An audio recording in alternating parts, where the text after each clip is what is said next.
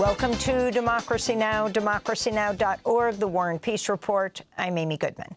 President Trump's backed down on his threats to take Greenland from Denmark and to impose tariffs on European allies who oppose his plans, at least for now.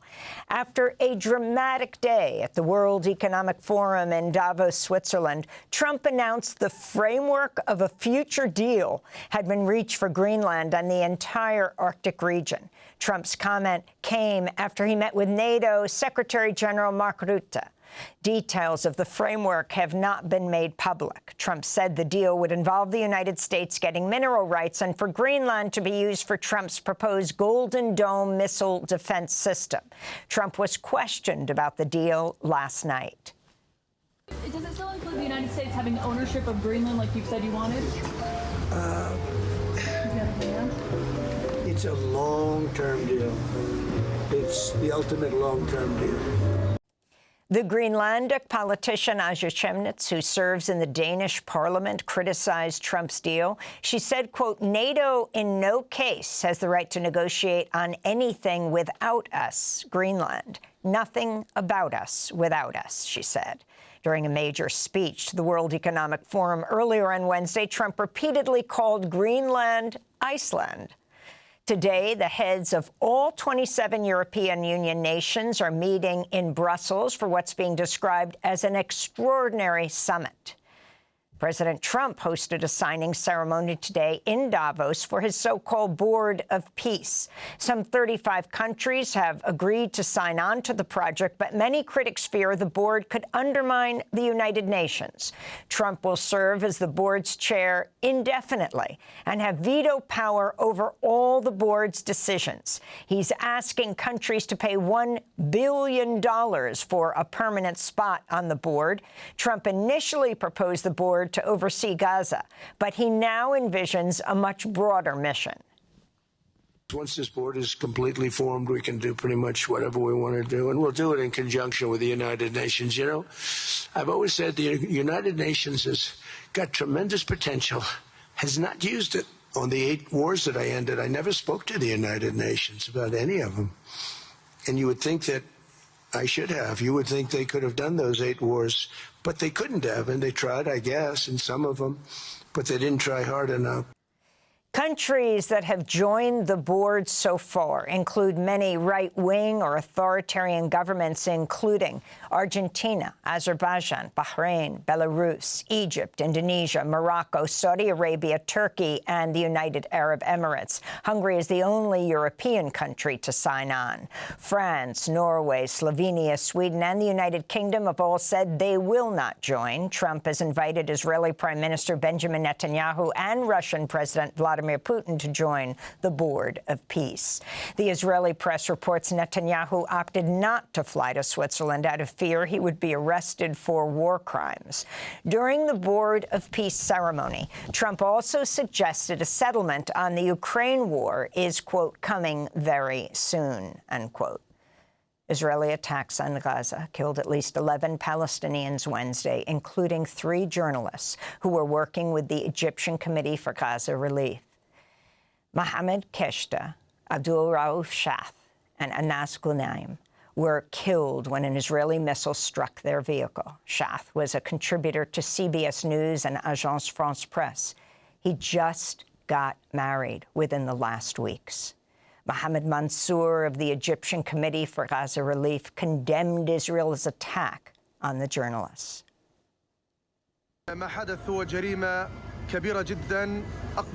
What happened is a very big crime committed by the Israeli army by targeting a crew belonging to the Egyptian committee. This crew was not firing rockets nor fighting the Israeli army. The Egyptian committee's crew was in a humanitarian mission. This crew is searching day and night for a shelter to house our people. According to the International Federation of Journalists, at least 258 journalists and media workers have been killed in Gaza since 2023. The Associated Press is reporting ICE is asserting that federal immigration officers have the power to forcibly enter homes without a judicial warrant in what legal experts say is a clear violation of the Fourth Amendment. ICE made the sweeping claim in a secretive memo dated May 12th. Two whistleblowers shared the memo with Senator Richard Blumenthal. On Wednesday, Blumenthal said, quote, "It is a legally and morally abhorrent policy that exemplifies the kinds of dangerous, disgraceful abuses America is seeing in real time," unquote. The revelation of the memo comes just days after armed, masked agents in St. Paul, Minnesota, battered down the door of a home and without a warrant arrested a man who was let out of his home in his underwear in sub-freezing weather. It turned out the man, Changli Scott Tao, was a naturalized U.S. citizen who was born in Laos. He was later released. In more news from Minnesota, school officials in Columbia Heights say ICE agents have detained 4 children in the school district in recent weeks, including a 5-year-old boy named Liam Ramos, who was detained Tuesday along with his dad as he returned home from preschool. The school released a photo showing a masked agent standing next to Liam, who was wearing his backpack and a blue winter hat with bunny ears. About 20 minutes later, Liam's older brother arrived home from middle school to find his younger brother and father were gone. School officials say Liam and his father have been sent to a detention center in Texas, more than 1,000 miles away.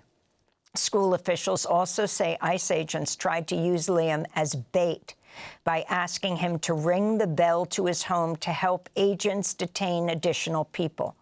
One of Liam's teachers said in a statement, quote, "Liam is a bright young student. He's so kind and loving, and his classmates miss him. He comes into class every day and just brightens the room. All I want is for him to be back here and safe," the teacher said. A medical examiner in Texas has determined a Cuban immigrant who died in ICE detention in El Paso died as a result of a homicide. An autopsy found that Geraldo Lunas Campos died from, quote, "asphyxia due to neck and torso compression," unquote. ICE has claimed the 55-year-old father of 4 died while staff were attempting to save him after he tried to take his own life. But a witness told the Associated Press that Lunas Campos died after he was handcuffed, tackled by guards, and placed in a chokehold until he lost consciousness.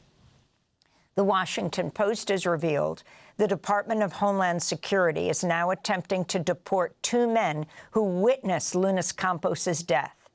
Democratic Congresswoman Pramila Jayapal responded online, writing, "This looks a lot like a cover-up. We need an independent investigation now," she wrote. Lunas Campos is one of 3 immigrants to die over the past 2 months at Camp East, Montana, a sprawling ICE detention tent camp located at Fort Bliss in El Paso, Texas. The Department of Homeland Security has launched a new immigration crackdown in the state of Maine, targeting Portland and Lewiston, which has a large Somali population. DHS has labeled the campaign Operation Catch of the Day. Lewiston Mayor Carl Chilean criticized the operation, saying, quote, "ICE's terror and intimidation tactics reflect a complete lack of humanity and concern for basic human welfare." We'll go to Lewiston, Maine, later in the broadcast. Justices on the Supreme Court appear poised to reject President Trump's effort to oust Federal Reserve Governor Lisa Cook, the first Black woman to serve on the board. During more than 2 hours of arguments, justices repeatedly questioned Trump's authority to unilaterally remove her. Federal Reserve Chair Jerome Powell attended the hearing, defying a warning from Treasury Secretary Scott Bessent not to attend. Trump has repeatedly threatened to fire Powell as well. Earlier this month, the Department of Justice launched a criminal probe into Powell. California Democratic Congresswoman Maxine Waters spoke outside the Supreme Court Wednesday. I hope that the Supreme Court considers the facts and arguments in today's hearings and sends a clear message to Trump that this country is governed by laws, not by one man's fragile ego.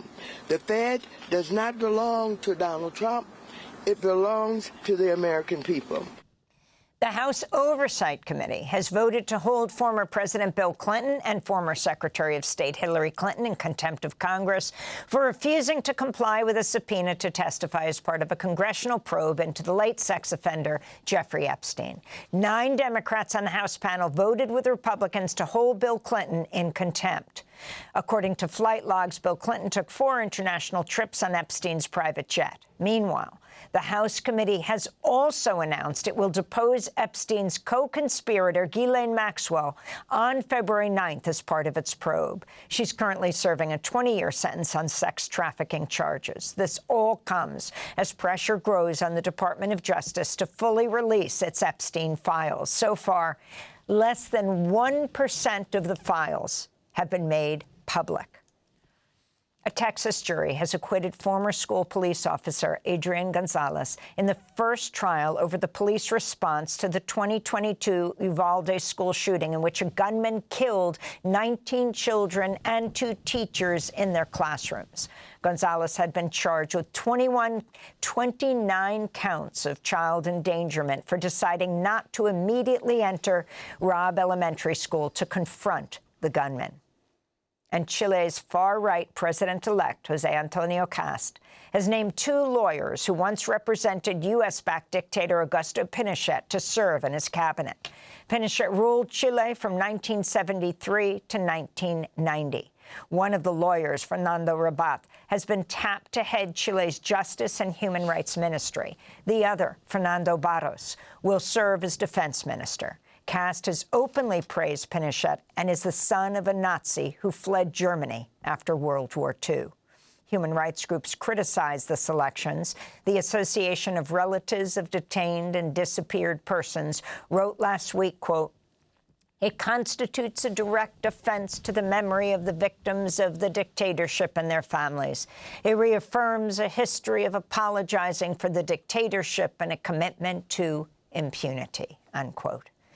And those are some of the headlines.